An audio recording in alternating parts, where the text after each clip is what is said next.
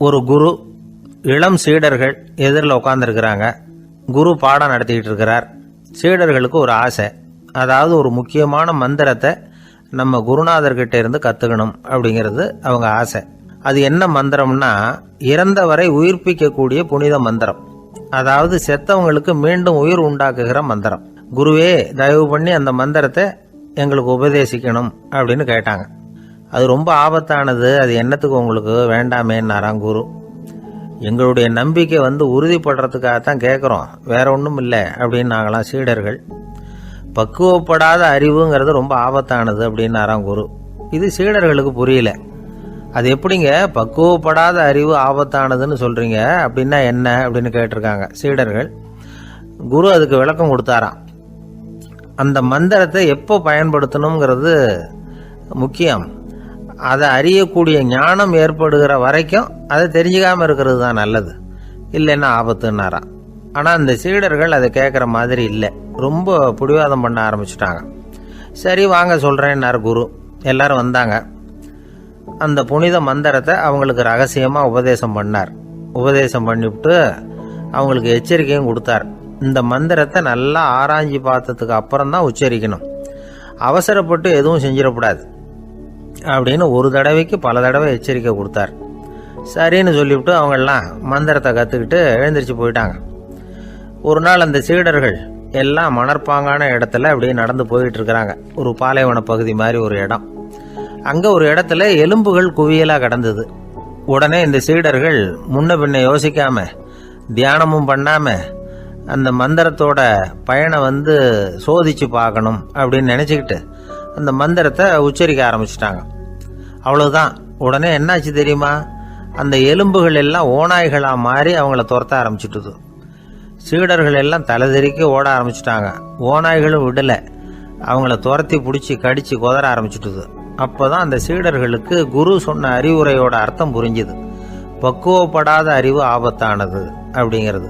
அதனால இதுலேருந்து நாம் தெரிஞ்சுக்க வேண்டியது என்னன்னா, நாம் நம்ம அறிவை வளர்த்துக்கிட்டா மட்டும் போதாது, அந்த அறிவை எப்போ எப்படி பயன்படுத்தணும் அப்படிங்கிற பக்குவமும் நமக்கு வரணும். அப்போ தான் வாழ்க்கை நல்லபடியாக அமையும், இல்லைன்னா இடைஞ்சல் தான். இந்த காலத்தில் சில சின்ன பிள்ளைங்களுக்கே அறிவு ரொம்ப பக்குவப்பட்டிருக்குங்கிறத உணர முடியுது.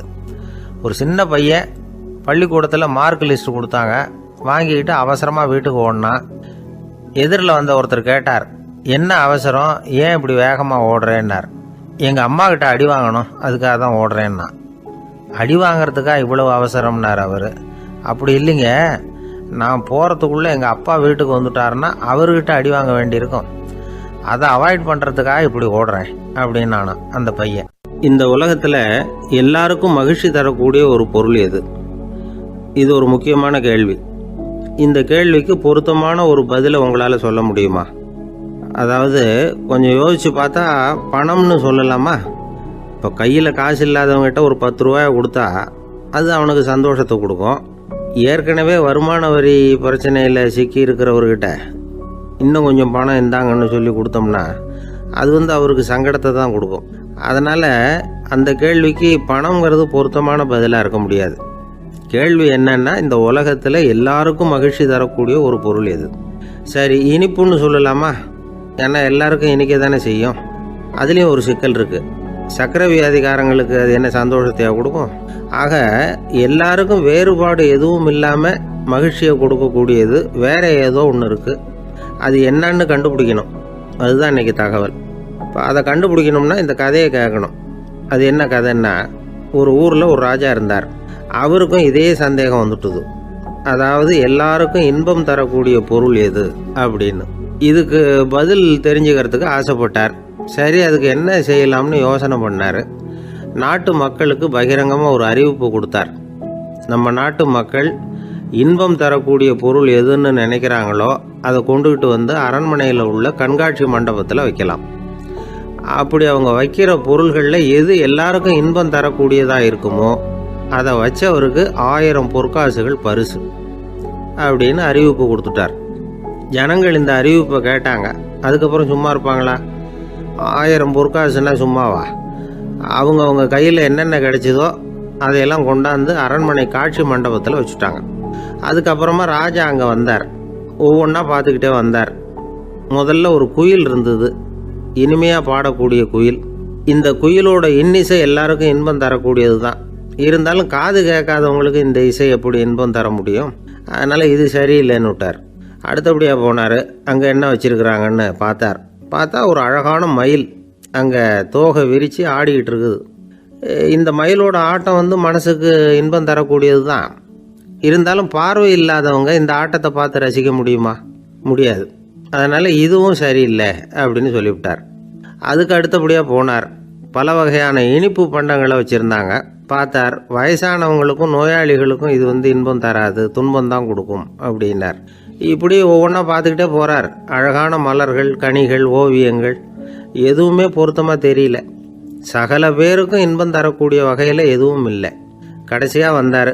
அங்கே ஒரு களிமண் பொம்மை இருந்தது. அது என்ன பொம்மை தெரியுமா? பசியால் வாடி இருக்கிற ஒருத்தருக்கு ஒரு அம்மா இனிமையாக பேசிக்கிட்டு சோறு போடுறது மாதிரி அந்த பொம்மையை செஞ்சுருந்தாங்க. அதுக்கு கீழே அன்பு அப்படின்னு எழுதியிருந்ததுதான். ராஜா பளிச்சுன்னு ஒரு முடிவுக்கு வந்தார். அந்த பொம்மையை செஞ்ச சிற்பியை வரவழைச்சார், பரிசு கொடுத்தார். அன்பு ஒன்று தான் எல்லாருக்கும் இன்பம் அளிக்கக்கூடிய பொருள். காது கேட்காதவங்களும் அதை கேட்க முடியும், பார்வை இல்லாதவங்களும் அதை பார்க்க முடியும், குழந்தைகளும் அதை உணர முடியும் அப்படின்னு அதுக்கு விளக்கம் கொடுத்தார் அந்த மன்னர். இந்த உலகத்தில் எல்லாருக்கும் மகிழ்ச்சி தரக்கூடிய ஒரு பொருள் அன்பு தான். அதை புரிஞ்சுக்கிட்டு தான் சில கணவன்மார்கள் மனைவி பேரில் ரொம்ப அன்பை காட்டிக்கிறது வழக்கம். ஒரு வீட்டு வாசப்படி பக்கமாக மழைக்கு ஒதுங்கினார் ஒருத்தர். மழை தூரிக்கிட்டு இருந்தது, இருட்டு நேரம். அந்த வீட்டில் இருந்தவர், இன்னைக்கு ராத்திரி வேணும்னா இங்கேயே தங்கிட்டு காலையில் போங்க அப்படின்னார். உடனே இவர் சொன்னார், ரொம்ப நன்றிங்க, ஒரு 10 நிமிஷத்தில் இதை வந்துவிடுறேன் அப்படின்னு சொல்லிவிட்டு எங்கேயோ ஓடினார். 10 நிமிஷம் கழித்து திரும்பி வந்தார். ஆமாம், எங்கே போயிட்டு வந்தீங்கன்னு கேட்டார் வீட்டில் இருந்தவர். நேராக எங்கள் வீட்டுக்கு போய் மனைவி கிட்ட இன்னைக்கு ராத்திரி இங்கேயே தங்கிக்கிறேன்னு சொல்லிவிட்டு வந்துட்டேன் அப்படின்னார் அவர். அன்புல இது ஒரு ரகம். இந்த உலகத்தில் எவ்வளவோ உயிரினங்கள் இருக்குது. ஒவ்வொன்றும் ஒவ்வொரு விதமாக சண்டை போடுது. இப்போ 2 மாடு சண்டை போட்டுக்குதுன்னு வச்சுங்க, என்ன பண்ணும்? 2 முட்டிக்கும். அதுக்கு சண்டை போடுறதுக்கு ஆயுதமாக உபயோகப்படுறது அதோட கொம்பு. 2 சேவல் சண்டை போட்டுக்குதுன்னு வச்சுங்க, அதுக்கு ஆயுதமாக உபயோகப்படுறது அதோட கால் நகம். காலால் தான் அது ஒன்றோட ஒன்று சண்டை போட்டுக்கும். ஆனால் 2 மனுஷன் சண்டை போட்டுக்கிறான்னு வச்சுங்க, இவன் இன்னதை தான் ஆயுதமாக உபயோகப்படுத்துவான்னு குறிப்பிட்டு சொல்ல முடியாது.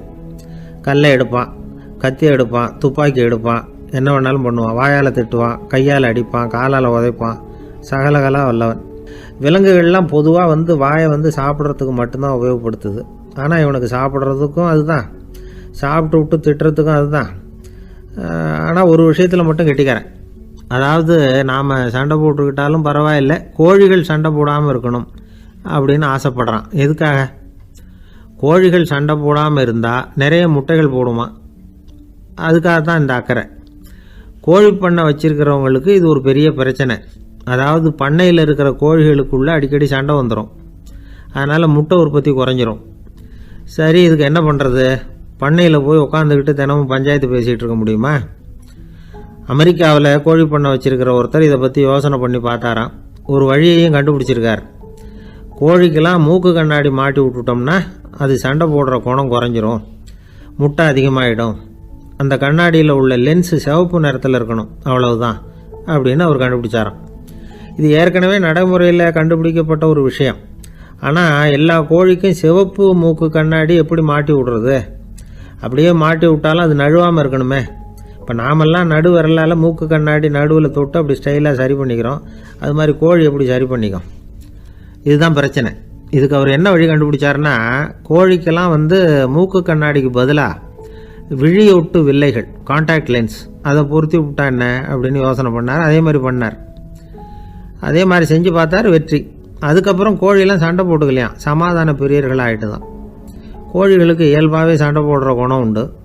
ஆனால் அதோட கண்ணுக்கு பார்க்குற பொருள்லாம் ரோஜா நிறத்துலையோ அல்லது இன்னும் சொல்ல போனால் அழுத்தமான சிவப்பு நிறத்துலையோ தெரிஞ்சதுன்னா சண்டை போடுற குணம் குறைஞ்சிருதான். அந்த சமயத்தில் அது அதிகமாகவும் முட்டையிட ஆரம்பிச்சுடுதான். அதே நேரத்தில் இறை எடுக்கிறத கூட குறைச்சிக்குதான். இது ஏன் இப்படி பண்ணுதுங்கிறது விஞ்ஞானிகளுக்கு இன்னமும் புரியலையா. எப்படியோ அமெரிக்க கோழிகள்லாம் கான்டாக்ட் லென்ஸ் பொருத்திக்க ஆரம்பித்தாச்சு. கோழி கழுத்தை பிடிச்சிக்கிட்டு ஒரு சில வினாடிகளில் அதை பொருத்தி போடுறாங்களாம். கோழியோட ஆயுள் பூரா அது அப்படியே இருக்குமா. பண்ணையில் முட்டை உற்பத்தி குறைஞ்சா இது மாதிரி விஞ்ஞானபூர்வமாக பரிகாரம் தேடுறது தான் நல்லது. நமக்கு வேண்டியப்பட்ட ஒருத்தர் அவர் ஒரு கோழி பண்ணை வச்சுருந்தார். அந்த பண்ணையில் பாதி கோழி திடீர்னு செத்து போச்சு. உடனே ஒரு கால்நடை மருத்துவர்கிட்ட போக வேண்டியது தானே. அங்கே போகல. உள்ளூரில் மந்திரம் பண்ணிகிட்டு இருந்த ஒரு சாமியார்கிட்ட போனார். அவர் காலில் விழுந்தார். சாமி, என் பண்ணையில் பாதி கோழி செத்து போட்டுதுன்னார். சாமியார் யோசனை பண்ணார். சரி, பண்ணையில் வாசப்படி கிழக்கு பக்கமாக வச்சுருக்கியா மேற்கு பக்கமாக வச்சுருக்கியான்னு கேட்டார். கிழக்கு பக்கமாக இருக்குன்னார் அவர். அதுதான் தப்பு, மேற்கு பக்கமாக அதை மாற்று சரியாக போடும்னாராம். அதே போல் இவர் போய் மாற்றிவிட்டார். அப்பவும் பாதி செத்து போச்சு. மறுபடியும் சொன்னார், சாமி மறுபடியும் பாதி கோழி செத்து போட்டுதேன்னார். சரி, கூரை எப்படி போட்டிருக்க, ஓடு போட்டிருக்கியா இல்லை கீத்து போட்டிருக்கியான்னார். ஓடு போட்டிருக்கேன்னாராம் அவர். அதுதான் தப்பு, அதை கீத்து போட்டுரும் சரியாக போடும்னாராம். சரின்னு போய் அதையும் மாற்றி பார்த்தார். மறுபடியும் போயிட்டுது, கோழி செத்து போச்சு. வந்தார். மறுபடியும் பாதி செத்து போச்சு சாமின்னு வந்தார். இவரும் யோசனையை மாற்றி மாற்றி சொல்லிகிட்டே இருக்கிறார். இப்படி அவரும் மாற்றி மாற்றி பார்த்தார். 6வது தடவையாக அவரை தேடிட்டு வந்தார். அந்த சமயத்தில் இவர் ரொம்ப தீவிரமாக யோசனை பண்ணி பார்த்துட்டு, அது சரிப்பா, நீயே என்கிட்ட சளைக்காமல் வந்துக்கிட்டு இருக்கிற, நானும் யோசனை சொல்லிகிட்டு இருக்கேன். இப்போவும் உங்ககிட்ட சொல்கிறதுக்கு என்கிட்ட யோசனை நிறையா இருக்குது. ஆனால் சோதிக்கிறதுக்கு உங்ககிட்ட கோழி இல்லையே, என்ன பண்ணுறது அப்படின்னாராம். இவர் போய்கிட்டு இருந்தார். அவர் தோளில் ஒரு பெரிய துணி மூட்டை, அதை சுமந்துக்கிட்டு கடத்தெருவை நோக்கி அவர் போய்கிட்டு இருக்கிறார். வழியில் அவரை சந்தித்தார் உமர். அவர் கேட்டார், கலீஃபா அவர்களே, எங்கே புறப்பட்டுட்டீங்க அப்படின்னு கேட்டார். கலீஃபான்னா ஆட்சித்தலைவர்னு அர்த்தம். இதுக்கு அவர் சொன்னார், நான் துணி வணிகம் செய்கிறவன், அதனால் துணி வியாபாரம் செய்கிறதுக்காக போயிட்டுருக்கிறேன்னார். நீங்கள் இப்போ இந்த நாட்டுக்கு ஆட்சித்தலைவர், ஆட்சி பொறுப்பில் இருக்கிறீங்க. நீங்கள் வியாபாரம் செய்ய போட்டால் அரசு பணிகளை செய்கிறது யார் அப்படின்னு கேட்டார் அவர். நான் அரசு பணிகளை மட்டுமே செஞ்சுக்கிட்டு இருந்தா என் குடும்பத்தை காப்பாற்றுறது யார் அப்படின்னு கேட்டார் அவர். இப்படி கேட்டவர் யார் தெரியுமா? அவர் தான் அபூபக்கர், இறை தூதர் முகமது அவர்களுக்கு பிறகு கலீஃபாவாக தேர்ந்தெடுக்கப்பட்டவர். அப்போலாம் ஆட்சி தலைவர்களுக்கு சம்பளம்னு எதுவும் கிடையாது. இந்த பிரச்சனையை எப்படி தீர்க்கிறதுன்னு யோசனை பண்ணார் உமர். அபு உபைதா அவர்கள்கிட்ட அழைச்சிட்டு போனார். அவர் யாருன்னா, அவர் தான் பொது நிதி கருவூலத்தின் பொறுப்பாளர். அவர்கிட்ட பிரச்சனையை சொன்னார். இது மாதிரி ஆட்சி தலைவருக்கு பொது நிதியிலிருந்து ஊதியம் அளிக்க முடியுமான்னு கேட்டார். பொது நிதி விதிகளின்படி அதுக்கு சாத்தியம் இல்லைன்னு சொல்லிவிட்டார் அவர். சரி, வேற ஏதாவது வழி இருக்குதான்னு கேட்டார் உமர். அபு உபைதா கொஞ்சம் யோசனை பண்ணி பார்த்தார். அப்புறமா சொன்னார், மக்காவிலிருந்து மதீனாவுக்கு குடிபெயர்ந்து வந்த அகதிகளுக்கு நிதி உதவி அளிக்கிறதுக்கு விதிகளில் இடம் இருக்கு. அப்படி பார்த்தா அபூபக்கரும் அகதி தானே, அதனால எல்லா அகதிகளுக்கும் கொடுக்கறது மாதிரியே அவருக்கும் ஒரு தொகை அளிக்கலாம்னார். கலீஃபா அபூபக்கருக்கு இந்த அகதி உதவி தொகையைத்தான் கொடுத்துட்டு வந்தாங்களாம். குடும்ப செலவுக்கு அது போதுமானதா இல்லை. இருந்தாலும் கலீஃபாங்கிறதுக்காக மற்ற அகதிகளை விட அதிகமாக தொகையை பெற அவர் விரும்பல. மார்பு பக்கம் கிழிஞ்சிருந்த ஒரு மேலாடையை தான் அவர் அணிஞ்சிருந்தார். அவருடைய துணைவியார் அஸ்மா, அவங்க ஒரு நாள் தேன் அருந்த ஆசையாக இருக்குன்னாங்களாம். நமக்கு கிடைக்கிற ஊதியம் குடும்ப செலவுக்கே போதுமானதா இல்லையே, இந்த நிலையில் தேன் வாங்கிறதுக்கு காசுக்கு நான் எங்கே போவேன்ருக்கார் அவர். கொஞ்ச நாள் கழித்து அவங்க ஒரு தொகையை அவர்கிட்ட கொடுத்து தேன் வாங்கிட்டு வர சொன்னாங்களாம். இவருக்கு ஆச்சரியம், ஏது இந்த பணம்னு கேட்டிருக்காரு. நீங்கள் தினமும் குடும்ப செலவுக்காக கொடுத்துக்கிட்டு வந்த பணத்தில் கொஞ்சம் கொஞ்சமாக மிச்சப்படுத்தி வச்சேன்னாங்களாம். அபூபக்கர் அந்த பணத்தை எடுத்துக்கிட்டு நேராக பொது நிதி கருவூல பொறுப்பாளர்கிட்ட போனார். இந்த பணத்தை பொது நிதியில் சேர்த்துருங்க, இது அதிகப்படியாக எனக்கு தரப்பட்டு வந்த ஊதியம், அடுத்த மாதத்துலேருந்து இந்த தொகையை குறைச்சிங்கன்னு வேற சொல்லிவிட்டாராம். பசியை தணிக்க தேவையான அளவு உணவு, ஒரு ஜோடி உடை, இதை தவிர கூடுதலாக மக்கள் பொது நிதியிலிருந்து வாங்கிக்கிறதுக்கு என் குடும்பத்தாருக்கு உரிமை இல்லை அப்படின்னு சொல்லி கண்டிப்பாக சொல்லிவிட்டாராம். அவர் வாங்கிட்டு வந்த அந்த குறைந்த ஊதியம் கூட அவர் மனசை உறுத்திக்கிட்டே இருந்தது. கடைசி நேரம் அவர் தம்முடைய மகள் ஆயிஷா அவர்களை அழைச்சார். மகளே, இதுவரைக்கும் பொது நிதியிலிருந்து நான் வாங்கிட்டு வந்த தொகை என்னுடைய இதயத்தில் பாரமாக அழுத்திக்கிட்டு இருக்கு. என் தோட்டத்தை விற்று அதில் வர்ற பணத்திலிருந்து நான் இதுவரைக்கும் வாங்கிட்டு வந்த ஊதிய தொகையை கணக்கு போட்டு பொது நிதியில் சேர்த்து விடு அப்படின்னாராம். பதவி ஏற்கிறதுக்கு முன்னாடி தன்கிட்ட இருந்ததை விட இப்போ கூடுதலாக என்ன சொத்து இருக்குன்னு பார்த்துருக்கார். ஒரு ஒட்டகம், ஒரு கோப்பை, ஒரு பணியாள். இதையும் அடுத்தபடியாக கலீஃபாவா வர்றவர்கிட்ட ஒப்படைச்சிருங்க அப்படின்னு விட்டாராம். அதே மாதிரி அடுத்து வந்த உமர்கிட்ட ஒப்படைச்சாங்க. அப்போ உமர் சொன்னாராம், அபூபக்கரே, இந்த முன்மாதிரியால் உங்களுக்கு பிறகு இந்த ஆட்சி பொறுப்பை ஏற்கிறவர்களை பெரும் நெருக்கடிக்கு ஆளாகி விட்டீங்க அப்படின்னு சொல்லி ரொம்ப கண் கலங்கினாராம். கடைசியாக அபூபக்கர் தன்னுடைய குடும்பத்தாருக்கு விட்டு சென்ற சொத்து ஒரு படுக்கை விரிப்பு, ஒரு போர்வை, அவ்வளவுதான். இது சிந்திக்க வேண்டிய ஒரு செய்தி. ஒரு ஊரில் ஒரு மன்னர் இருந்தாராம். அமைச்சர் அவர்கிட்ட சொன்னாராம், மன்னா, நம்ம ராஜ்யத்தில் இனிமே லஞ்ச ஊழலே இருக்காதுன்னாராம். ஆஹா, அப்படின்னா ஊழல் பேர் வழிகளையெல்லாம் நாடு கடத்தியாச்சா அப்படின்னு கேட்டிருக்காரு மன்னர். இதுக்கு அவர், அப்படி இல்லைங்க, இனிமே கொடுக்கறதுக்கு ஜனங்கள்கிட்ட பணமே இல்லை அப்படின்னாராம். ஒரு நண்பர் இருக்கார். எப்போ பார்த்தாலும் கையில் ஒரு புத்தகம் இருக்கும். புத்தகம் இல்லாமல் எங்கேயும் புறப்பட மாட்டார். எதுக்காக இப்படி எடுத்துகிட்டு போகிறீங்க அப்படின்னு கேட்டால், எனக்கு இது ஒரு நல்ல நண்பன் மாதிரி. இந்த காலத்தில் எங்கே போனாலும் காத்திருக்க வேண்டியிருக்கு. அது மாதிரி சமயத்தில் நான் நண்பன் கூட பேசிக்கிட்டு இருப்பேன் அப்படிம்பாரான். ஒருத்தர் ஒரு பெரிய அரச பதவியில் இருந்தார். அவர் பதவியிலேருந்து இறங்க வேண்டிய சூழ்நிலை. அரசு கொடுத்துருந்த வீட்டை விட்டுட்டு வெளியில் வர்றார். வரும்பொழுது 2 கையிலையும் 2 பெட்டியை எடுத்துகிட்டு வந்தாராம். சார், உங்களுடைய உடைமைகள் அப்படின்னு கேட்குறாங்க அங்கே இருந்த ஊழியர்கள். இவர் தன்னுடைய கையில் இருக்கிற பெட்டியை காட்டி, இதுதான் என்னுடைய சொத்து அப்படின்னாராம். ஒரு பெட்டியில் அவருடைய உடைகள், இன்னொரு பெட்டியில் அவர் விரும்பி படிக்கிற புத்தகங்கள், அவ்வளவுதான். இதுதான் இருந்துதான். புத்தகம் படிக்கிறது மனசுக்கு நல்லதுங்கிறது நமக்கு தெரியும். புத்தக வாசிப்பு உடம்புக்கும் நல்லதுங்கிறாங்க. அது நமக்கு ஆச்சரியமாக தான் இருக்குது. ஒரு நபர் ஒரு வருஷத்தில் சராசரியாக 2000 பக்கங்களை படிச்சிருக்கணுமா, யுனெஸ்கோ பரிந்துரை. ஆனால் நம்ம நாட்டில் நாம் சராசரியாக படிக்கிறது 32 பக்கங்கள், அவ்வளவுதான். இவ்வளவுக்கு நம்ம நாட்டில் 6000த்துக்கும் மேற்பட்ட நாளேடுகள், 2000த்துக்கும் மேற்பட்ட இதழ்கள், மலர்கள், இவ்வளவு இருந்தும் சரியாக வரல. இந்த உலகத்தில் முதல் நூலகம் எங்கே எப்போ ஆரம்பமாச்சு தெரியுமா? கிமு 2500ஆம் ஆண்டில் அது ஆரம்பமாயிருக்குது. பாபிலோனியாவில் அமில் அணு அப்படிங்கிற அரசன் தான் நூலகத்தை உருவாக்கி இருக்கிறான். அப்போல்லாம் தாள் கிடையாது, களிமண் தான். களிமண் பலகைகளில் எழுதி அது தொகுத்து அப்படியே நூலாக்கி அதை நூலகத்தில் வச்சுருப்பாங்களாம். அரசருடைய நூலகத்தில் 1000த்துக்கும் மேற்பட்ட நூல்கள் இருந்ததாக வரலாற்று குறிப்பு இருக்குது. அது மட்டும் இல்லை, அந்த நூலகத்தில் பொருள் வாரியாக, அதாவது சப்ஜெக்ட் வாரியாக புத்தகங்களை வகைப்படுத்தி வச்சுருந்தாங்களாம். அதில் மிச்சம் இருந்த ஒரு 25 களிமண் பலகை புத்தகங்கள் இன்றைக்கும் பிரிட்டிஷ் அருங்காட்சியகத்தில் இருக்குதான். அச்சு, தாள் இதெல்லாம் ஏற்பட்டதுக்கு அப்புறம் அமைக்கப்பட்டது தான் பிரான்சில் இருக்கக்கூடிய பாரிஸ் நூலகம். 1480 பிரெஞ்சு மன்னர் 11ஆம் லூயி இந்த நூலகத்தை அமைச்சாராம். ஆனால் அப்போல்லாம் அரசர்கள் மட்டும்தான் நூலகத்தை பயன்படுத்த முடியுமா. அதுக்கப்புறம் 17ஆம் நூற்றாண்டில் இந்த முறை மாறி பொதுமக்கள் அங்கே போகலாம், படிக்கலாம் அப்படிங்கிற நிலைமை வந்துதான். போட்லியன் நூலகம் அப்படின்னு அதுக்கு பேர், பாரிஸ் நகரத்தில் இருக்குது. அங்கே தான் நூல்களின் பட்டியல் தயாரிப்பு பணி ஆரம்பமாச்சு. கல்வி வளர்ச்சியையும் நூலகத்தையும் இணைச்சவர் நெப்போலியன் போனபார்ட். முன்பணம் செலுத்தி புத்தகத்தை படிக்கிற முறையையும் அவர் தான் கொண்டுகிட்டு வந்தாராம். மக்கள்கிட்ட வசூலிக்கிற வரியின் ஒரு பகுதியை நூலகத்துக்கு பயன்படுத்தினவரும் அவர் தானா. நெப்போலியன் நூலகத்தில் உலகத்தில் உள்ள எல்லா மொழி நூல்களும் இருக்குதான். அங்கே ஒரு தமிழ் நூலும் இருந்திருக்குது.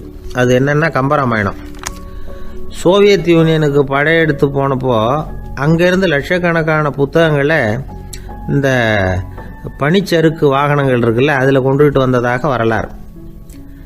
அடுத்தபடியாக குறிப்பிட்டு சொல்லத்தக்க நூலகம் எதுன்னா பிரிட்டிஷ் நூலகம். மிக பழைய கையெழுத்து பிரதியெல்லாம் கூட அங்கே இருக்குது.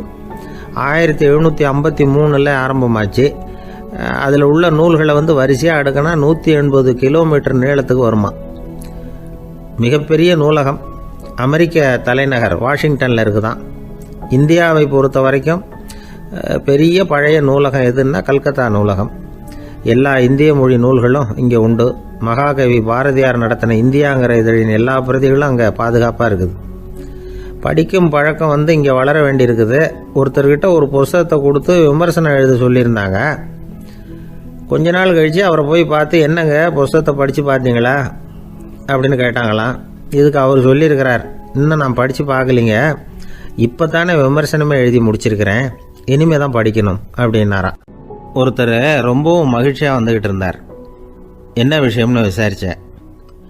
நான் தோற்று போயிட்டேன், அதுதான் மனசுக்கு மகிழ்ச்சியாக இருக்குது அப்படின்னார். எனக்கு இது ரொம்ப ஆச்சரியமாக போச்சு. இந்த உலகத்தில் தோற்று போகிறவங்க யாரும் மகிழ்ச்சியாக இருக்கிறது இல்லை. அப்படி இருக்கிறப்ப இவர் இப்படி சொல்கிறாரே, எங்கே தோற்று போனீங்கன்னு கேட்டேன். அதுக்கப்புறம் தான் அவர் விவரமாக சொன்னார். என்னோட 5 வயசு குழந்தையோட நான் விளையாடிக்கிட்டு இருந்தேன். அந்த விளையாட்டில் என் குழந்தை ஜெயிச்சுட்டுது, நான் தோற்று போயிட்டேன். அப்படின்னார் ரொம்ப உற்சாகமாக. நான் யோசித்து பார்த்தேன்.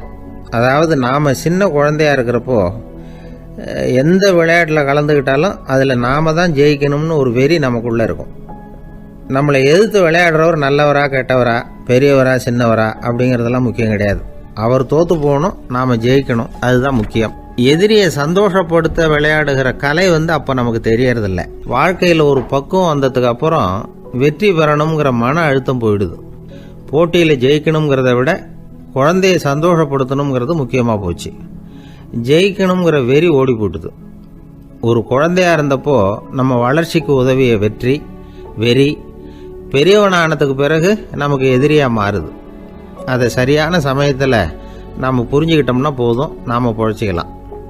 ஒவ்வொரு மனுஷனுமே வாழ்க்கையோட அடுத்த கட்ட வளர்ச்சியில் அடி எடுத்து வைக்கிற நேரத்தில் தன்கிட்ட இருந்து ஏதோ ஒரு குணத்தை அல்லது தன் குணம் இருந்த ஏதோ ஒரு உறவை நாம் இழக்கத்தான் வேண்டியிருக்குது. ஒரு கட்டம் வரைக்கும் உதவியாக இருந்த குணம் அடுத்த கட்டத்துக்கு தடையாக கூட மாறிடலாம். இந்த பரிமாண மாற்றத்துக்கு உள்ளாகிற ஒவ்வொருத்தரும் பிரத்யட்சமாக இதை உணர்றாங்க. ஆனால் பல பேர் எப்படின்னா பழசை திறந்துவிட்டு புதிய கொள்கைகளை உருவாக்கிக்கிறதுக்கு இஷ்டம் இல்லாமல் இருந்துடுறாங்க, அல்லது அப்படி செய்ய முடியாமல் தவிக்கிறாங்க. இதையெல்லாம் மீறி அந்த பழசை திறந்துட்டா அதை இழந்ததால் உண்டாகிற மன அழுத்தம் சில காலத்துக்கு வருத்திக்கிட்டு தான் இருக்கும், வேறு வழி இல்லை. ஆரோக்கியமான ஒரு முன்னேற்றத்துக்காக அந்த மன அழுத்தத்தை தாங்கிக்கத்தான் வேணும் அப்படிங்கிறாரு அந்த உலக புகழ்பெற்ற மேதை ஒருத்தர், இந்த ஸ்காட் பெக் அப்படிங்கிறவர். பிறந்த நாள் முதல் இதுதான் சரி அப்படின்னு கற்பிக்கப்பட்டு வந்த ஒவ்வொரு தத்துவத்தையும் தங்களுடைய வளர்ச்சிக்கு தகுந்த மாதிரி மாற்றி அர்த்தப்படுத்தி கொள்ள முடியாமல் வாழ்க்கை சூழல்ல அப்படியே அரைப்பட்டு தூளாகிறவர்கள் தான் ரொம்ப தவிக்கிறாங்களாம். இதுதான் அவருடைய கருத்து. பெரும்பாலும் மனிதர்களுடைய நடுத்தர வயசில், அதாவது 30 தாண்டுகிற சமயத்தில் தான் இந்த தவிப்பு உண்டாகுதான். இதை தான் மேற்கத்திய நாடுகளில் அடிக்கடி மிட் லைஃப் கிரைசிஸ் அப்படின்னு சொல்கிறாங்க. அப்பப்போ பழசையெல்லாம் தொலைச்சி விட்டு புதுசாக பிறக்கிறதுக்கு கற்றுக்கணும். ஒவ்வொரு நிமிஷத்தையும் அந்த நிமிஷத்துக்கு ஏற்ற சித்தாந்தம் கொண்டவர்களாக சந்திப்போம் அப்படிங்கிறார் அந்த உளவியல் நிபுணர். இப்படி பழகிக்கிட்டால் வாழ்க்கை இன்பமயம், இல்லைன்னா தவிப்பு மயம்தான். பழசை தொலைக்க முடியாதவர்களில் எத்தனையோ பேர் உண்டு, எத்தனையோ ரகம் உண்டு. அதில் வேடிக்கையான நண்பர்களும் உண்டு. ஒருத்தர் நண்பர் வீட்டுக்கு போனார். அவர் ஏதோ இனிப்பு பலகாரம் கொடுத்து சாப்பிட சொல்லியிருக்கிறாங்க அவங்க வீட்டில். இவர் சாப்பிட்டு பார்த்துட்டு சொன்னாராம், சார் 6 மாதத்துக்கு முன்னாடி ஒரு தடவை இங்கே வந்தேன், அப்போது ஒரு இனிப்பு பலகாரம் கொடுத்தீங்க, அது இதை விட நல்லா இருந்தது சார் அப்படின்னாராம். அப்போ செஞ்ச அதே இனிப்பு பலகாரம் தான் சார் இதுவும் அப்படின்னாராம் அவர். ஐயா, என்னுடைய நூல் வெளியீட்டு விழாவுக்கு அவசியம் நீங்கள் வரணும் அப்படின்னு கூப்பிட்டார் ஒருத்தர். எப்போ வரணும்னு கேட்டேன். அடுத்த வாரம்னார். சரி, புத்தகம் தயாராகிட்டுதா அப்படின்னு. நாளைக்கு தான் அச்சிக்க கொடுக்க போகிறேன்னார். என்னங்க இது, புத்தகம் அச்சிடுறதுக்கு முன்னாடியே அழைப்புதழை அச்சடிச்சு விட்டீங்களே அப்படின்னு கேட்டேன். அதனால் என்னங்க, அந்த காலம் மாதிரி அப்போல்லாம் அச்சுக்கலை எவ்வளவோ முன்னேறியாச்சுங்க. Linotype, monotype, phototype, laser, இப்படி என்னென்னமோ வந்தாச்சு. இன்னைக்கு கொடுத்தா நாளைக்கே புத்தகம் தயார் அப்படின்னார். இப்படி இந்த அளவுக்கு முன்னேறி இருக்கிற இந்த அச்சுக்கலை ஆரம்பத்தில் எப்படி இருந்தது தெரியுமா? அந்த காலத்தில் காகிதம்னா என்னன்னே தெரியாது. அப்படி ஒன்று கண்டுபிடிக்கப்படவே இல்லை. அப்போல்லாம் எதையாவது ஒன்று எழுதணும்னா அதுக்கு ஆட்டு தோலை தான் பயன்படுத்தி இருக்கிறாங்க. கண்ணுக்குட்டி தோல் கூட அதுக்கு உபயோகப்பட்டு தான். ஐரோப்பாவில் இருந்த பாதிரியார்கள் தோலில் எழுதப்பட்ட புத்தகத்தை தயாரிக்கிறதுல ரொம்ப கெட்டிக்காரங்களாம். எகிப்து, அப்புறம் மத்திய தரைக்கடல் ஓரத்தில் உள்ள நாடுகள், இங்கெல்லாம் தோல் தான் எழுது பொருளாக பயன்பட்டு வந்திருக்குது. ஆனால் நம்ம நாட்டில் ஓலைச்சுவடிகளை எழுத்துக்கு பயன்படுத்தி இருக்கிறாங்க. எழுதுறதுக்கு தோலை பயன்படுத்தினவங்க பிறகு பேப்பரைஸ் அப்படிங்கிற கோரை புல்லை அதுக்கு பயன்படுத்தினாங்களாம். இதெல்லாம் அப்படி கொஞ்சம் கொஞ்சமாக கண்டுபிடிச்சிட்டு வந்திருக்கிறாங்க. அந்த புல்லை கச்சிதமாக நறுக்க வேண்டியது, நல்லா பதப்படுத்த வேண்டியது, அதுக்கப்புறம் அதில் எழுத வேண்டியது, அவ்வளவுதான். பேப்பருங்கிற சொல்லே இந்த பேப்பைரஸ் அப்படிங்கிறதுலேருந்து வந்தது தான். அதுக்கப்புறம் தான் காகிதம் வந்தது. இதை முதல்ல சீன நாட்டில் தான் கண்டுபிடிச்சாங்க. அது வந்த பிறகு அச்சு எந்திரம் கண்டுபிடிக்க வேண்டிய அவசியம் ஏற்பட்டது. அதை கண்டுபிடிச்சவர் ஜெர்மானிய அறிவியல் அறிஞர் ஜான் கூட்டன்பர்க். அச்சு கலைக்கு அடித்தளம் அமைச்சவர் அவர் தான்.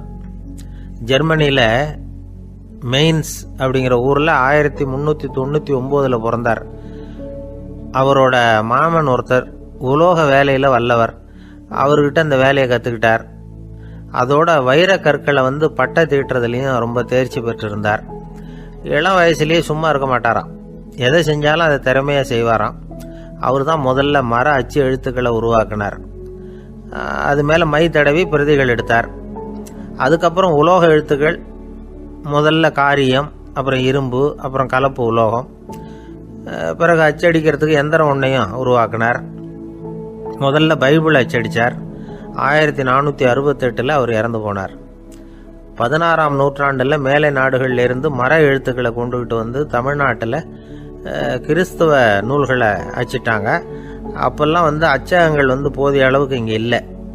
அதுக்கு என்ன காரணம்னா, இந்தியர்கள் வந்து அச்சகங்களை நடத்தக்கூடாது அப்படின்னு சட்டம்.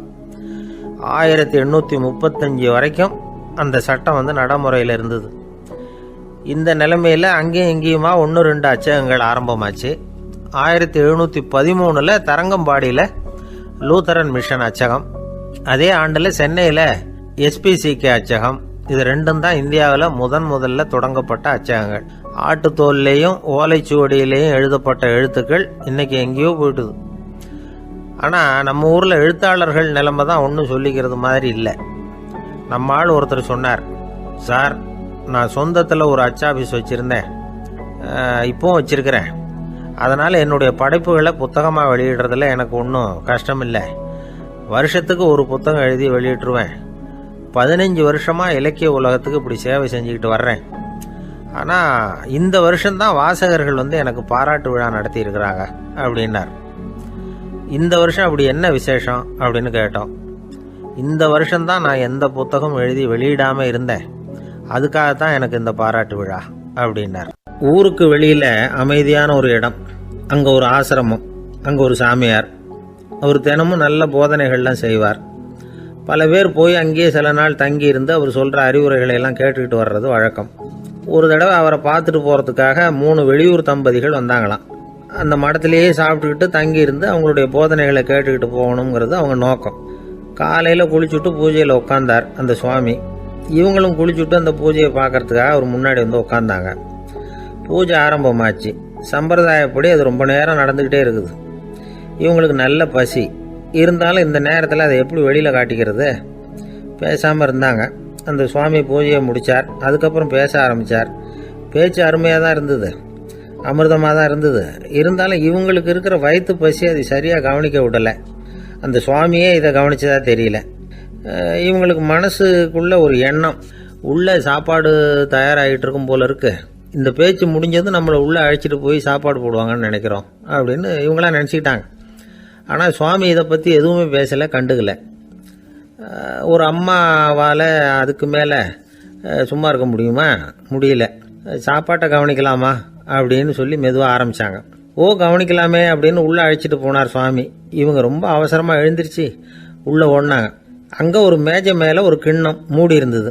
இதுதான் சாப்பாட்டு மேஜை போல இருக்கு, இங்கே சாப்பாடு வந்துடும் அப்படின்னு நினச்சாங்க. உடனே போய் சுற்றி உட்காந்துக்கிட்டாங்க. சுவாமி அந்த கிண்ணத்தை எடுத்து அந்த அம்மா கிட்ட கொடுத்தார். அவங்க அதை வாங்கி மூடியை திறந்து பார்க்குறாங்க. உள்ளே ஒரு சாவி இருக்குது. சரிதான், இது சமையலறை சாவி போல இருக்கு, அங்கே போய் அதை திறந்து சாப்பாட்டை நாமே எடுத்துக்கிட்டு வந்து இங்கே வச்சுக்கிட்டு சாப்பிடணும் போல இருக்கு அப்படின்னு நினச்சாங்க. சாவி இருக்கு இல்லையா, வாங்க பூட்டு நிறையா காட்டுறேன் அப்படின்னு சுவாமி அவங்கள அழைச்சிட்டு போனார், காட்டினார். இவங்க அந்த அறையை ரொம்ப அவளோடு திறந்தாங்க. உள்ளே பார்த்தா அங்கே அரிசி, பருப்பு, விதவிதமான காய்கறி எல்லாம் இருக்குது. சமையலுக்கு வேண்டிய மிளகாய், எண்ணெய், பால், தயிர், நெய் இப்படி எல்லாமே இருக்குது. அடுப்பு, விறகு, நெருப்பு போட்டி அது கூட அங்கே இருக்குது. சாப்பாடு தயாராக இருக்கும்னு நினச்சிக்கிட்டு போனால் இப்படி இருக்குதே அப்படின்னு சொல்லி அதை பார்த்ததும் ரொம்ப சோர்ந்து போட்டாங்க அவங்க.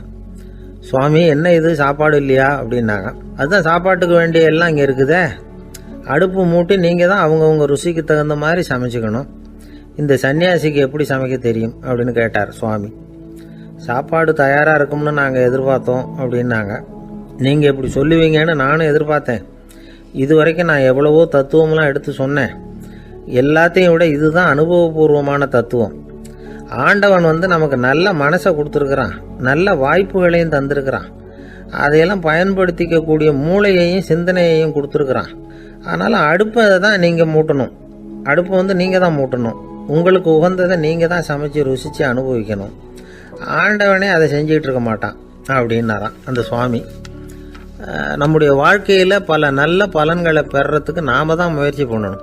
அதுக்குரிய சூழ்நிலையை தான் ஆண்டவன் கொடுப்பானே தவிர அதை விளக்கறதுக்காக தான் அந்த சுவாமி அப்படி செஞ்சு காட்டியிருக்கிறார். இது ஒரு பெரியவர் இப்படி ஒரு விளக்கம் கொடுத்தார். அதுக்கப்புறம் அந்த 3 தம்பதிகளும் தெளிவடைஞ்சுட்டாங்களாம். நாம் தெளிவடைகிறது எப்போங்கிறது தான் தெரியல அப்படின்னு பல பேர் இதை கேட்டுட்டு சொல்லிட்டு இருக்கிறாங்க. இந்த கதையை நம்முடைய நண்பர் ஒருத்தர்கிட்ட சொன்னேன். அந்த நண்பர் ரொம்ப சந்தோஷப்பட்டார். நீங்கள் சொல்கிறது கரெக்டு சார், ஆனால் நான் அதை விட ஒரு படி மேலே சார். எனக்கெல்லாம் அரிசி பருப்பு இருக்கிற ரூம் எதுன்னு கையை காட்டிட்டா போதும், உடனே கிண்ணத்துலேருந்து சாவியை எடுத்து கொடுக்கணுங்கிற அவசியம்லாம் இல்லை எனக்கு. அப்புறம் எப்படி ரூமை திறந்துருவீங்க அப்படின்னு கேட்டேன். பூட்டை உடைச்சி திறந்துருவேன், அதுதான் எனக்கு பழக்கம் அப்படிங்கிறார். ஒரு காலத்தில் பிரஷ்யா அப்படின்னு ஒரு தேசம் இருந்தது. இப்போ ஜெர்மனி இருக்குல்ல, இதோட பெரும்பகுதி ஒரு காலத்தில் பிரஷ்யாங்கிற பேரில் இருந்தது. அப்போ அதுக்கு அரசராக இருந்தவர் மகா ஃப்ரெடரிக், அதாவது ஃப்ரெடரிக் தி கிரேட் அப்படின்னு சொல்லுவாங்க. அந்த ராஜாவுக்கு ஒரு சந்தேகம்.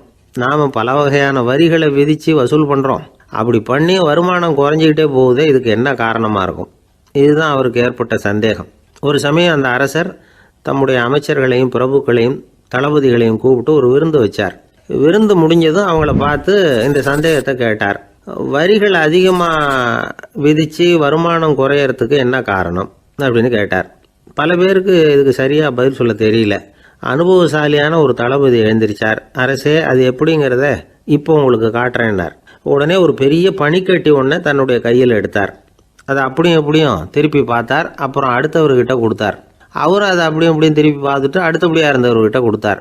இப்படியே இதை ஒவ்வொருத்தராக பார்த்துட்டு ஒவ்வொரு கையாக மாறி கடைசியில் மன்னர் கைக்கு போய் சேர்ந்தது. மன்னர் கைக்கு அந்த பனிக்கட்டி போய் சேர்ந்தப்போ அது கொஞ்சம் கொஞ்சமாக உருகி ஒரு பட்டாணி கடலை சைஸுக்கு ஆயிட்டுது. மன்னர் யோசனை பண்ணார், வரி அதிகமாக போட்டாலும் வந்து சேர்றது குறைவாக இருக்கிறதுக்கு என்ன காரணம் அப்படிங்கிறது அவருக்கு புரிஞ்சு போச்சு. காலம்தான் மாறிட்டு இருக்கே தவிர இந்த கையூட்டு வாங்குற பழக்கம் மாறினதாக தெரியல. இன்னொரு ராஜா இருந்தார். அவர் தன்னுடைய ராஜாங்கத்தில் லஞ்ச ஊழலே சுத்தமாக இருக்கக்கூடாது அப்படின்னு நினச்சார். அவர்கிட்ட பல்வேறு துறைகளுக்கும் பொறுப்பாக இருந்த பல பேரும் ரொம்ப சுத்தமாகவும் நேர்மையாகவும் இருந்தாங்க. ஒரே ஒருத்தர் மட்டும் எல்லார்கிட்டையும் லஞ்சம் வாங்கிட்டே இருந்தார். அவரை வேறு வேறு துறைகளுக்கு மாற்றி பார்த்தாரு. அந்த ராஜா என்னென்னமோ பண்ணி பார்க்குறாரு. எந்த வேலையை கொடுத்தாலும் அதுலேயும் லஞ்சம் வாங்கிறதுக்கு ஒரு வழியை உண்டு பண்ணிக்குவார் அந்த ஆள். ராஜாவுக்கு இது ஒரு பெரிய தலைவலியாக போட்டுது. இவர் என்ன பண்ணுறது, இவருக்கு என்ன வேலையை கொடுக்கறது, கொஞ்சம் கூட லஞ்சம் வாங்கிறதுக்கு சான்ஸே இல்லாத ஒரு வேலையை கொடுக்கணும் அப்படின்னு திட்டம் போட்டார். ஒரு நாள் அவருக்கு அந்த உத்தரவும் போட்டுட்டார். அதாவது அவருக்கு என்ன வேலைன்னா, கடற்கரையில் தான் அவருக்கு ஆஃபீஸ், அங்கேயே இருந்துக்க வேண்டியது. தினமும் எத்தனை கடல் அலை கரையில் வந்து மோதுது அப்படிங்கிறத கணக்கெடுத்து ராஜாவுக்கு தெரிவிக்க வேண்டியது. இதுதான் அவருக்கு வேலை. பேசாமல் அலையை எண்ணிட்டு உட்காந்துருக்கிட்டோம், அப்போவாவது அவர் லஞ்சம் வாங்குகிற சந்தர்ப்பம் இல்லாமல் போயிடும் அவருக்கு அப்படின்னு நினச்சார் ராஜா. இந்த ஆள் கடற்கரைக்கு போய் டியூட்டியில் ஜாயின் பண்ணிட்டார். ஒரே மாதத்தில் அங்கே சொந்தமாக ஒரு பிரம்மாண்டமான மாளிகை கட்டிவிட்டார். ராஜாவுக்கு இது பெரிய ஆச்சரியமாக போச்சு. அலையை என்ற வேலையில் அந்த ஆள் எப்படி பணம் சம்பாதிச்சார் அப்படின்னு விசாரித்து பார்த்தார் அக்கம் பக்கத்தில். அந்த ஆள் என்ன பண்ணியிருக்கிறாருன்னா, கடற்கரையில் போய் பொறுப்பு ஏற்றுக்கிட்ட உடனே அங்கே இருந்த மீனவர்கள்கிட்ட எல்லாம் இந்த கரையில் வந்து ஒரு நாளில் வந்து மோதுற அலைகள் எத்தனை அப்படின்னு கேட்டிருக்காரு. அது எப்படிங்க தெரியும்னு இருக்காங்க அவங்க. தினமும் அந்த எண்ணிக்கை தெரியணும். நம்ம ராஜாவுக்கு தினமும் அறிக்கை அனுப்பணும், டெய்லி ரிப்போர்ட்டு. தவறுனா நீங்கள் இந்த கடலில் போய் மீன் பிடிக்கிறதுக்கு ராஜாவோட அனுமதி கிடைக்காது அப்படின்ட்டுருக்காரு. உடனே மீனவர்களும் பயந்து போட்டாங்க. கடலுக்கு போகிறதுக்கு அனுமதி இல்லைன்னா பட்டினி கிடக்கிறது மாதிரி ஆகிடுமே. மெதுவாக அந்த ஆளுகிட்ட போனாங்க, காதோட காதாக சொன்னாங்க, ஐயா, எங்களால் வந்து கடல் அலையை வந்து எண்ண முடியாது. தினமும் எங்களால் முடிஞ்சதை உங்களுக்கு பணமாக கொடுத்துட்றோம். நீங்கள் தான் ராஜா கிட்ட சிபாரிசு பண்ணி நாங்கள் தொடர்ந்து மீன் பிடிக்கிறதுக்கு அனுமதி வாங்கி கொடுக்கணும் அப்படின்னு வேண்டிக்கிட்டாங்க. பணம் தினமும் வந்து சேர ஆரம்பிச்சுட்டுது. பதவியில் மற்ற பதவியோட இந்த பதவி எவ்வளவோ மேல் அப்படின்னு நினச்சிட்டான் அந்த ஆள். அது மட்டும் இல்லை, தயவு பண்ணி என்னை இந்த இடத்த விட்டு மாற்றி விடாதீங்க சார் அப்படின்னு வேற கேட்க ஆரம்பிச்சிட்டானா. கிபி 1078 வருஷம் மார்ச் மாதம் 19ஆம் தேதி திங்கட்கிழமை அதிகாலை நேரம் ஒரு குழந்தை பிறந்தது. எங்க தெரியுமா? காஸ்பியன் கடலுக்கு தெற்கே பாரசீக மொழி வழங்கிய தபரிஸ்தான் மாநிலத்துல ஜீலான்கிற புனித நகர், அதோட புறநகர் பகுதியில் உள்ள நீப்புங்கிற ஊர்ல தான் அந்த குழந்தை பிறந்தது. அந்த இடம் இப்போ ரஷ்யாவில் இருக்கு. அந்த குழந்தை யாருன்னு நினைக்கிறீங்க? அதுதான் முஹித்தீன் பெருமான், ஆன்மீக சாதனைகள் புரிந்த மகான் முஹித்தீன் ஆண்டகை. தன்னுடைய 18வது வயசுல உயர்கல்விக்காக ஜீலான் நகரத்தை விட்டு பகுதாத் நகரத்துக்கு புறப்பட்டு போறார். இளம் பிராயம் தானே, அதனால துணைக்கு ஒரு வர்த்தக கூட்டத்தோட சேர்ந்து போயிட்டு இருக்கிறார். ரொம்ப தூரம் போகணும். ஒவ்வொரு இடமா தங்கி தங்கி போயிட்டு இருக்கிறாங்க. ஒரு இடத்துல ஒரு கொள்ளை கூட்டம் பயங்கரமான ஆயுதங்களோட அவங்கள வழிமறிச்சுட்டுது. அந்த வர்த்தக கூட்டம் வச்சிருந்த பொருள்களை எல்லாம் அவங்க பறிச்சு விடுறாங்க. இவங்களும் பயந்துகிட்டு இருந்தது எல்லாத்தையும் அவங்க கிட்ட கொடுத்துடுறாங்க. முஹைத்தீன் ஆண்டகை மட்டும் இதையெல்லாம் பார்த்துக்கிட்டு தனியா ஒதுங்கி நிக்கிறார். ஒரு 18 வயசு பையன் மட்டும் இப்படி தனியா அநாத சிறுவன் மாதிரி நின்றுட்டு இருக்கிறத அந்த கொள்ளை கூட்டத்தில் இருந்த ஒருத்தன் பாக்குறான். கிட்ட நெருங்கி வர்றான். அலட்சியமாவும் கிண்டலாவும் உங்ககிட்ட ஏதாவது இருக்குதா அப்படின்னு கேக்குறான். இவங்கிட்ட என்ன இருக்க போகுது அப்படிங்கிற நம்பிக்கையில அவன் அப்படி கேக்குறான். உடனே இவரு இருக்குதே, என்கிட்ட 40 தீனார் இருக்கு அப்படிங்கிறார். இப்படி சொல்லியும் அந்த கொள்ளைக்காரனுக்கு நம்பிக்கை வரல. என்னடா விளையாடாத, பொய் சொல்லாத, உண்மையை சொல்லு அப்படிங்கிறான் அவன். உண்மையைத்தான் சொல்றேன், என்கிட்ட 40 தீனார் இருக்கு அப்படிங்கிறார் இவர். எங்க வச்சிருக்கிற அப்படின்னு கேக்குறான். சட்டையின் விழாப்புறத்துல உள்ள பகுதியில அதை வச்சு தச்சிருக்கிறாங்க அப்படின்னு உண்மையை சொல்றார். உடனே கொள்ளை கூட்ட தலைவன் அதை கத்தியால கீறிப்பார் அப்படின்னு உத்தரவு போடுறான். அந்த சட்டையை கிழிக்கிறாங்க. உள்ள இருந்து 40 பொற்காசுகளும் பொல பொலன்னு கீழே கொட்டுச்சு. அதை பார்த்த உடனே அந்த கொள்ளை கூட்ட தலைவன் மலைச்சு போய் நின்னுட்டான். காசை பார்த்துட்டு அவன் மலைச்சு போகல, பொய் பேசாத அந்த பையனோட நேர்மையை பார்த்துட்டு அவன் அப்படி நின்னான். மெதுவா அந்த பையன் கிட்ட வந்தான். ஏன்பா, நீ என்ன பணக்கார குடும்பமா அப்படின்னு கேட்டான். அப்படிலாம் இல்ல, எனக்கு அப்பா இல்ல, அம்மா மட்டும்தான் உண்டு. எங்க அப்பா எனக்குன்னு விட்டு போன சொத்தே இந்த 40 தீனார் தான் அப்படின்னாரு இவர். அப்படி இருந்துமா உண்மை பேசணும்னு ஆசைப்பட்டேன். என்கிட்ட ஒண்ணும் இல்லைன்னு ஒரு வார்த்தை சொன்ன உன்னை விட்டுருப்போமே அப்படின்னா அவன். அப்படி இல்லைங்க, நான் இறைவன் திருநாமத்தை அறியக்கூடிய கல்வி ஞானத்துக்காக இப்ப போயிட்டு இருக்கிறேன். இறைவன் திருநாமத்தை உச்சரிக்க வேண்டிய நாவால பொய் பேசக்கூடாதுன்னு எங்க அம்மா சொல்லியிருக்கிறாங்க. அதனால நான் எப்பவுமே பொய் சொல்ல மாட்டேன் அப்படின்னு என்னுடைய தாய்க்கு வாக்கு கொடுத்திருக்கிறேன் அப்படின்னார் அவர். முஹைத்தீன் பெருமான் வார்த்தைகளை கேட்ட அந்த கொள்ளையர்கள் மனம் திருந்தி நல்லவங்களா ஆயிடுறாங்க. அந்த கொள்ளையர் தலைவன் பிற்காலத்துல ஒரு பெரிய மகான் ஆயிடுறார். பெரியவர்கள் வாழ்க்கையில நடக்கிற இது மாதிரி சம்பவங்கள் தான் நாம நல்ல விதமா வாழறதுக்கு துணையா இருக்கும். அந்த காலத்துல கொள்ளையர்களே பெரியவங்க செயலை பார்த்து மனம் திருந்தி இருக்கிறாங்க. இந்த காலத்துல யார் இப்படி இருக்கிறா? இந்த காலத்துல மகான் ஒருத்தரை பார்த்தேன், எனக்கு வேண்டியப்பட்ட மகான். ஏங்க, நீங்களும் மகான் ஆகிறதுக்கு முன்னாடி கொள்ளை அடிச்சுட்டு இருந்தீங்களா அப்படின்னு கேட்டேன். அவர் மெதுவா கண்ணை திறந்து என்ன நிமிர்ந்து பார்த்தார். அப்படி இல்லப்பா, நான் கொள்ளை அடிக்கிறதுக்காகத்தான் மகானாவே ஆகி இருக்கிறேன் அப்படின்னு சொல்லிவிட்டு மறுபடியும் கண்ணை மூடிட்டார். 21ஆம் வருஷம் செப்டம்பர் மாசம் 22ஆம் தேதி மதுரை மேலமாசி வீதியில உள்ள ஒரு வீடு. அங்க அன்னைக்கு நடந்த ஒரு அற்புத நிகழ்ச்சி பின்னாடி உலக மக்களை எல்லாம் ஆச்சரியப்பட வச்சுது. இந்திய வரலாற்றிலேயே அது ஒரு முக்கியமான நிகழ்ச்சி. உலக மக்கள் கவனமெல்லாம் காந்திஜியின் பக்கம் திரும்புறதுக்கு காரணமா இருந்த நிகழ்ச்சி அது. கதர் துணி பிரச்சாரத்துக்காக காந்திஜி மதுரைக்கு வந்திருந்தார். சென்னை துணி வணிகர் சங்கத்தின் துணைத் தலைவர் ஒருத்தர் இருந்தார், ராம்ஜி கல்யாண் சேட்ஜி. அவருடைய வீடு மதுரை மேலமாசி வீதியில் இருந்தது. அந்த வீட்டில் தான் காந்திஜி தங்கியிருந்தார். அப்போது வயலுக்கு போகிற உழவர்கள்லாம் சின்ன சின்ன துண்டை இடுப்பில் கட்டிக்கிட்டு கலப்பையை தூக்கிக்கிட்டு தெருவில் நடந்து போகிறத கவனிச்சார். ஏற்கனவே சேலத்துக்கு தெற்க பல பகுதிகளில் ஆண்களும் பெண்களும் அறகுறை ஆடைகளோட உழைச்சிக்கிட்டு இருக்கிறத கண்ணால் கண்டிருக்கிறார் அவர்.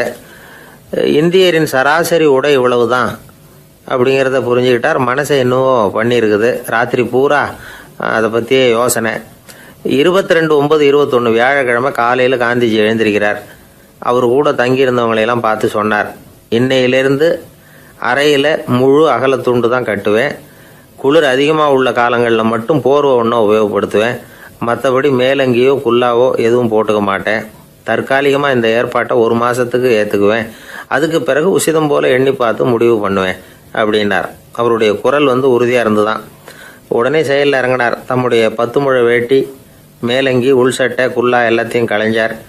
வேட்டியிலிருந்து ஒரு 4 முழ துணியை எடுத்துக்கிட்டார். இதுக்கு உதவி செஞ்சவர் அன்னைக்கு விருதுநகரில் பிரபல தொண்டராக இருந்த பழனிக்குமார பிள்ளை. வெட்டி எடுத்த துண்டை நீள வாக்கில் ரெட்டையாக மடித்தார். அதை இடுப்பில் துண்டு மாதிரி கட்டிக்கிட்டார். தலையில் சின்ன உச்சி குடுமி, அறையில் சின்ன துண்டு. அண்ணல் காந்தி ஆண்டி கோலத்தில் காட்சி அளிக்கிறார். கூட இருந்தவங்கள பார்த்து காரைக்குடிக்கு புறப்படலாமே அப்படின்னார். அவர் நண்பர்களும் சீடர்களும் திகைச்சு போய் நிற்கிறாங்க. இந்த விரதம் நிரந்தரமாக ஆயிடுமோங்கிற பயம் அவங்களுக்கு. எப்படியோ இந்த விவரம் ராஜாஜிக்கும் அன்னைக்கு பிரபலமாக விளங்கின தேசபக்தர் டாக்டர் TSS ராஜனுக்கும் எட்டுச்சு. உடனே 2 பேரும் ஓடி வந்தாங்க. வேண்டாமே இந்த கோலம் அப்படின்னாங்க. காந்திஜி தன்னுடைய முடிவில் உறுதியாக இருந்தார். ராஜாஜி என்னென்னமோ வாதமெல்லாம் பண்ணி பார்த்தார். உங்களுடைய வாதத்துக்கு என்னால் பதில் சொல்ல முடியல, இருந்தாலும் நான் செய்கிறது தான் சரிங்கிறதுல எனக்கு சந்தேகம் இல்லை. இன்னைக்கு அதிகாலை 3 மணி இருக்கும். நான் ஓரளவு விழிச்சுக்கிட்டேன். அதாவது உறக்கமும் விழிப்புமா இருந்த நிலையில எனக்கு இந்த எண்ணம் உண்டாச்சு. இது என்னுடைய அந்தராத்மாவின் ஆணை, அதை என்னால் மீற முடியாது அப்படின்னு சொல்லிவிட்டாராம் காந்திஜி. கதர் பிரச்சாரத்துக்காக காரைக்குடிக்கு கிளம்பினார். வாசல்ல 4 மோட்டார் வண்டிகள் காத்துக்கிட்டு இருந்தது. வீதியில் 2 பக்கமும் ஜனங்கள். காந்திஜி இடுப்பு துணியோட மோட்டார் வண்டியில் ஏறினார். நண்பர்களும் சீடர்களும் மக்களும் உடல் சிலிர்க்க அந்த காட்சியை பார்க்குறாங்க. மோட்டார் வண்டி நகர ஆரம்பிக்குது. எப்பேற்பட்ட காட்சி அது! சுக்கநாத பெருமானியே கூலி ஆளாக்கிய மண், அப்படி ஆக்கி மண் சுமக்க வச்ச மதுரை இல்லையா, அந்த மதுரை தான் காந்திஜி துறவி கோலம் கொள்றதுக்கும் காரணமாக இருந்திருக்குது.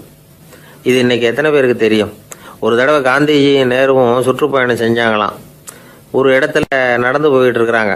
குறுக்க ஒரு வாய்க்கால். நேரு என்ன பண்ணார் தெரியுமா? தன்னுடைய இளமை துடிப்பை காட்டுறதுக்காக கொஞ்சம் தூரம் பின்னாடி போய் அங்கேருந்து வேகமாக ஓடி வந்து அந்த வாய்க்காலை தாண்டினாராம். காந்திஜி அப்படி பண்ணல.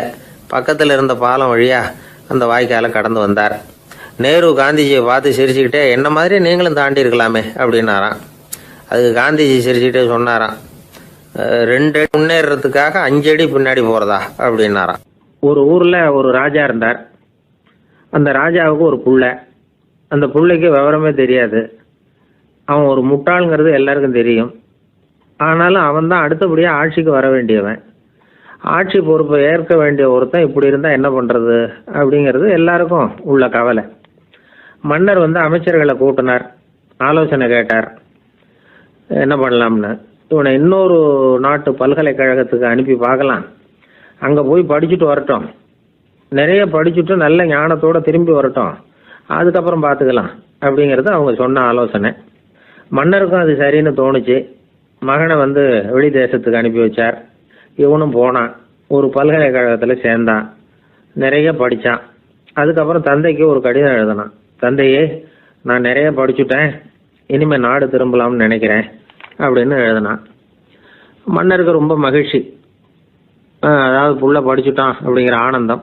உடனே பையன் திரும்பி வர்றதுக்கு ஏற்பாடு பண்ணார். இளவரசன் நாடு திரும்பினான். அதை கொண்டாடுறதுக்காக அரண்மனையில் ஒரு பெரிய விருந்துக்கு ஏற்பாடு பண்ணியிருந்தாங்க. முக்கியமானவங்கள்லாம் அதில் கலந்துக்கிட்டாங்க. அந்த விருந்துக்கு முனிவர் ஒருத்தரும் வந்திருந்தார். அவர் இளவரசன் கிட்ட போய் உட்காந்து விசாரிக்கிறார். என்னப்பா, எப்படி படிச்சிருக்கிற அப்படின்னு கேட்டார். நிறைய படிச்சுட்டு வந்திருக்கிறேங்க அப்படின்னா அவன். என்னெல்லாம் படித்த அப்படின்னாரான். எல்லாத்தையும் விவரமாக சொல்லியிருக்கிறான்.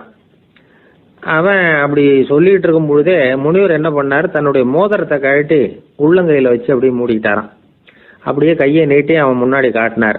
இந்த பாருப்பா, என் கைக்குள்ள என்ன இருக்கு சொல்லு பார்க்கலாம் அப்படின்னாரான். இளவரசன் ஒரு கணம் யோசிச்சான். அதுக்கப்புறம் உங்க கைக்குள்ள இருக்கிறது வட்டமான ஒரு பொருள், நடுவில் ஒரு துளை இருக்கும் அப்படின்னு. முனிவர் திகைச்சு போட்டார். பையன் பெரிய அறிவாளி ஆயிட்டான் போல இருக்க அப்படின்னு நினைச்சுட்டார். அதுக்கப்புறம் கேட்டார், சரி, என் கையில் இருக்கிறது வட்டமான பொருள், நடுவில் துளை இருக்குங்கிறத சொல்லிவிட்டேன், அதோட பேர் என்ன, அதை சொல்லு அப்படின்னாராம். இளவரசன் கொஞ்சம் யோசனை பண்ணியிருக்கான். அப்புறம் சொன்னானா, முனிவரே, நான் படித்த விஞ்ஞானம் உங்களுக்கு பதில் சொல்றதுக்கு உதவல, இருந்தாலும் பதில் சொல்றேன், அது ஒரு வண்டி சக்கரம் அப்படின்னானா. இப்பதான் முனிவர் யோசிச்சாராம். அவருக்கு புரிஞ்சுதான், அதாவது முட்டாளை படிக்க வைக்கலாம், ஆனால் சிந்திக்க வைக்க முடியாது அப்படிங்கிறத அவர் புரிஞ்சுக்கிட்டாராம். தகவல் அறிவு ஞானமாகாது அப்படிங்கிறார் ஓஷோ. ஏன்னா தகவல்கள் மாறுதலை ஏற்படுத்துறது இல்லை, ஆனால் ஞானம்ங்கிறது மாறுதலால் உண்டாகக்கூடிய ஒன்று. அதுதான் ரெண்டுக்கும் உள்ள வித்தியாசம். மனம் சரியான வழிக்கு வரணும், அதுக்கப்புறம் படிக்கிற கல்வி தான் உண்மையான கல்வி. சரி, மனம் சரியா வர்றதுக்கு என்ன வழி அப்படின்னு கேட்டா, மனிதன் முழு மாறுதலுக்கான வழிமுறை தியானம் தான் அப்படிங்கிறார் அவர். அதனாலதான் நிறைய படிச்சிருக்கேன்னு சொல்றவன் எல்லாம் ஞானம் உள்ளவன் நினைச்சிடக்கூடாது. ஒருத்தர் இன்னொரு பெரிய மனிதரை அழைச்சிட்டு அறிமுகப்படுத்தினாராம். சார் நிறைய படிச்சிருக்கார், 3 MA வாங்கியிருக்கார், ஆனா ஒரு விஷயம், அப்பப்போ கொஞ்சம் திருடுவார், அவ்வளவுதான், மற்றபடி அவர் ஒரு பெரிய அறிவாளி தான் அப்படின்னாராம். ஒரு ஊர்ல ஒரு மன்னர் இருந்தார். அந்த ஊர்ல அடிக்கடி சேவல் சண்டை நடக்கிறது வழக்கம். அரண்மனையில் ஒரு ஆள் இருந்தான். மன்னருக்காக அவன் ஒரு சேவல் வாங்கிட்டு வந்தான். சண்டை போடுறதுக்காக அந்த சேவலை தயார் பண்ணிகிட்டு இருந்தான். கொஞ்ச நாள் ஆச்சு. மன்னர் அந்த ஆளை கூப்பிட்டார். என்னப்பா சேவல் தயாராகிட்டுதா அப்படின்னு கேட்டார். இன்னும் அது தயாராகல மன்னா, இன்னும் வளரல, அதுக்கான தகுதி இன்னும் அதுக்கு வரல அப்படின்னா. எதனால் அப்படி சொல்கிறேன்னாரு. கோபம் ரொம்ப கடுமையாக இருக்குது அப்படின்னா. சரி அப்படின்னு விட்டுட்டார். மறுபடியும் கொஞ்ச நாள் ஆச்சு. இப்போ எப்படி நிலைமை, சேவல் தயாரா அப்படின்னார். இன்னும் இல்லை அரசே, மற்ற சேவல் எங்கேயாவது கூவுற சத்தம் கேட்டால் உடனே இது பரபரப்பாயிடுது, பக்கத்தில் ஒரு சேவலின் நிழலை கண்டா கூட இது பரபரப்பாயிடுது அப்படின்னா. சரி இன்னும் கொஞ்ச நாள் ஆகட்டும்னு விட்டுட்டார். கொஞ்ச நாள் ஆச்சு. இப்போ மறுபடியும் விசாரித்தார்.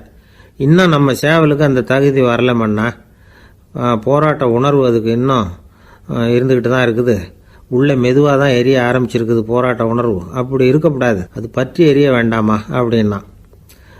இன்னும் கொஞ்ச நாள் ஆச்சு. இப்போ எப்படின்னு கேட்டார்.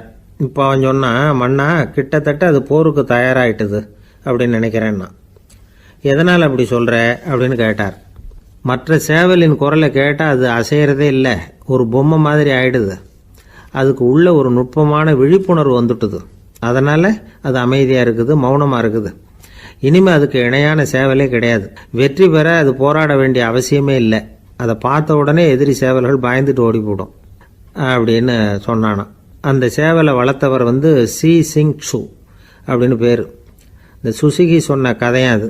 ஞானிகள் என்ன சொல்கிறாங்க தெரியுமா, அந்த சேவலின் ரகசியத்தை நீயும் கற்றுக்கொள், நீ அப்படி ஆயிடு, சண்டை போடாமலே வெற்றிகள் பெறுகிற நுட்பத்தை புரிந்துகொள்.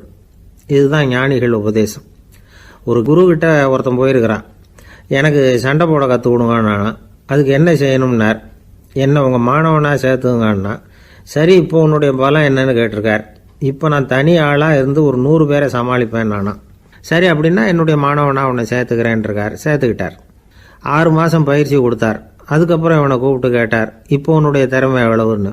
இப்போ நான் தனி ஆளாக இருந்து ஒரு 50 பேரை சமாளிப்பேன் நானா. இன்னும் உனக்கு பயிற்சி தேவைன்னாராம். தொடர்ந்து சில நுட்பங்களை எல்லாம் சொல்லி கொடுத்துருக்கிறார். 1 வருஷம் ஆச்சு. எல்லாத்தையும் கற்றுக் கொடுத்துட்டார். அப்புறம் கூப்பிட்டு கேட்டார், இப்போ உன்னுடைய திறமை எப்படிப்பா, எதிரிகள் எத்தனை பேரை உன்னால் சமாளிக்க முடியும்னாராம். அவன் சொன்னான், ஐயா எதிரிகளின் பலம் என்னங்கிறத புரிஞ்சிக்காம அதை நான் சொல்ல முடியாதுன்னு நானும். இனிமேல் உனக்கு பயிற்சி தேவையில்லை, போயிட்டு வான்னு அனுப்பி வச்சுட்டாரான். ஒரு உண்மையை நாம் புரிஞ்சுக்கணும். அதாவது அடிக்கிறதுக்கு நமக்கு துணிச்சல் தேவையில்லை, அடிக்காமல் இருக்கிறதுக்கு தான் துணிச்சல் தேவை.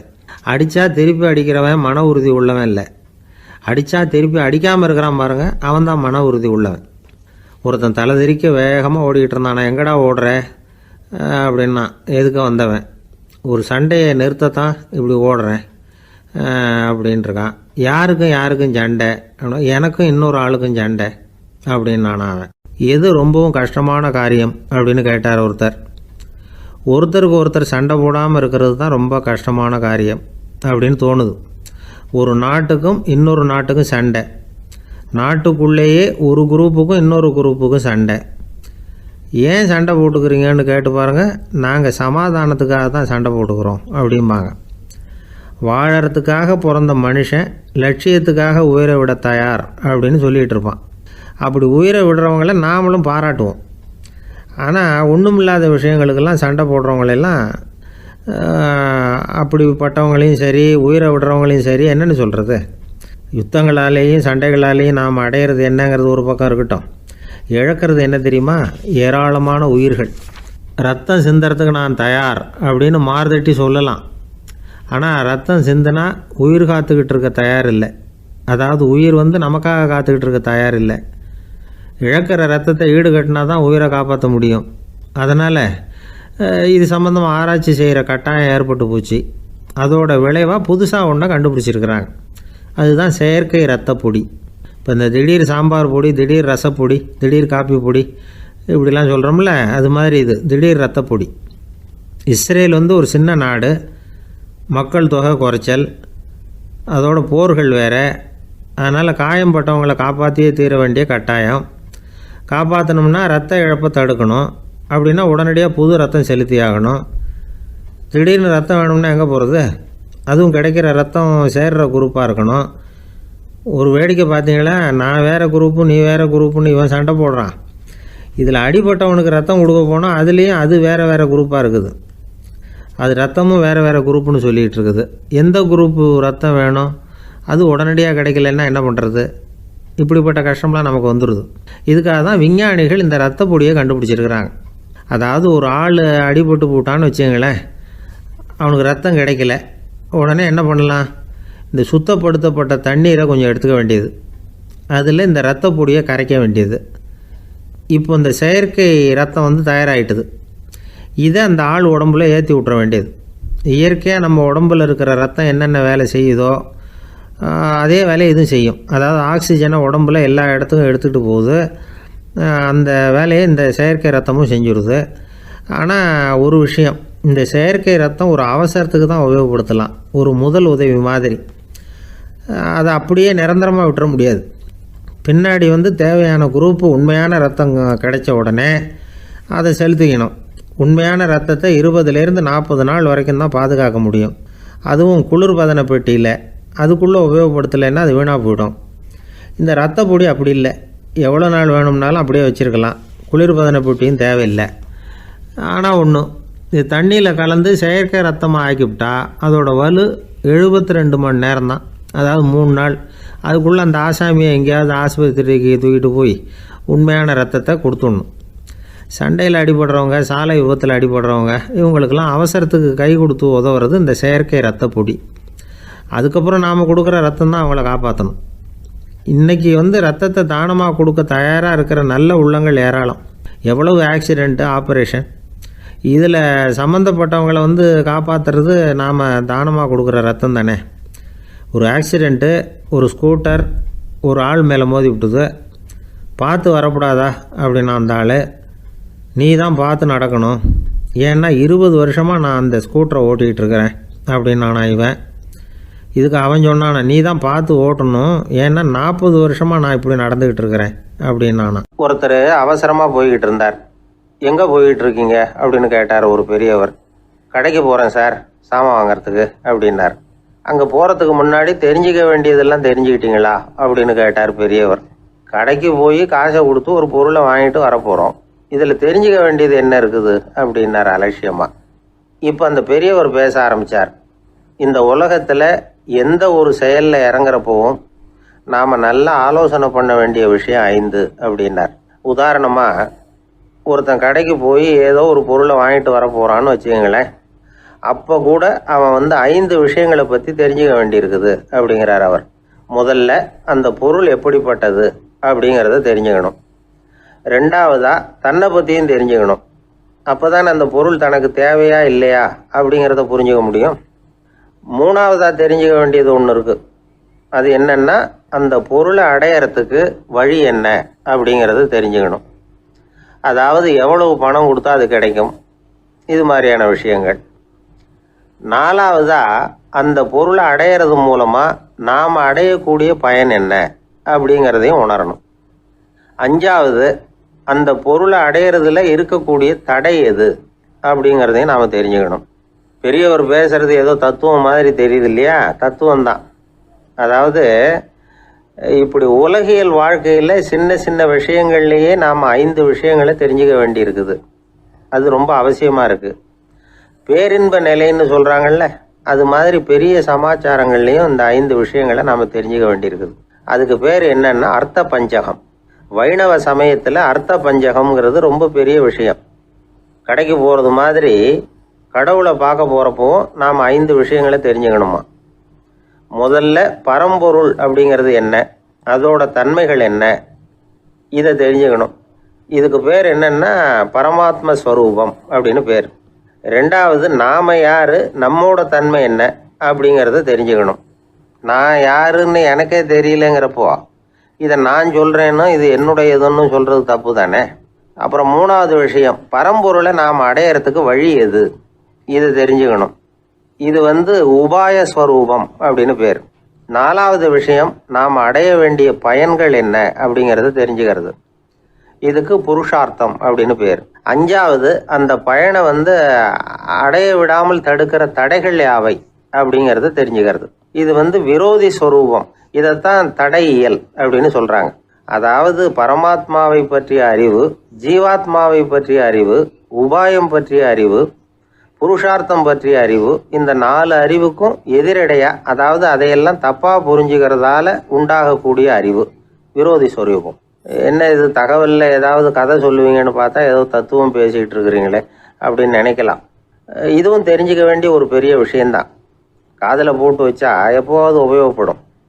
என்னுடைய நண்பர் ஒருத்தர் ஒரு நாள் என்கிட்ட சொன்னார், சார் அடுத்த மாதம் தஞ்சாவூரில் ஒரு கல்யாணம், போகிறதா வேண்டாமா அப்படின்னு ஒரே குழப்பமாக இருக்குது அப்படின்னார். நான் உடனே இந்த அர்த்த பஞ்சக உபதேசம் பண்ண ஆரம்பித்தேன். அவர் எல்லாத்தையும் பொறுமையாக கேட்டுவிட்டு, சரி சார் நான் போகிறதுன்னு முடிவு பண்ணிவிட்டேன்னார். எப்படி இந்த முடிவுக்கு வந்தீங்க அப்படின்னு கேட்டேன். அவர் சொன்னார், சார் அந்த 2வது பாயிண்ட் ஒன்று சொன்னீங்களே, அதை புரிஞ்சுக்கிட்டதுக்கு அப்புறம்தான் இந்த முடிவுக்கு வந்தேன் அப்படின்னார். என்ன 2வது பாயிண்ட்டுன்னு? அதாவது தன்னை பற்றி புரிஞ்சுக்கணும் அப்படின்னு சொன்னீங்க. உடனே என்னை பற்றி புரிஞ்சுக்கிட்டேன், நான் யாருங்கிறது எனக்கு தெரிஞ்சுது. உடனே போகிறது தான் நல்லது.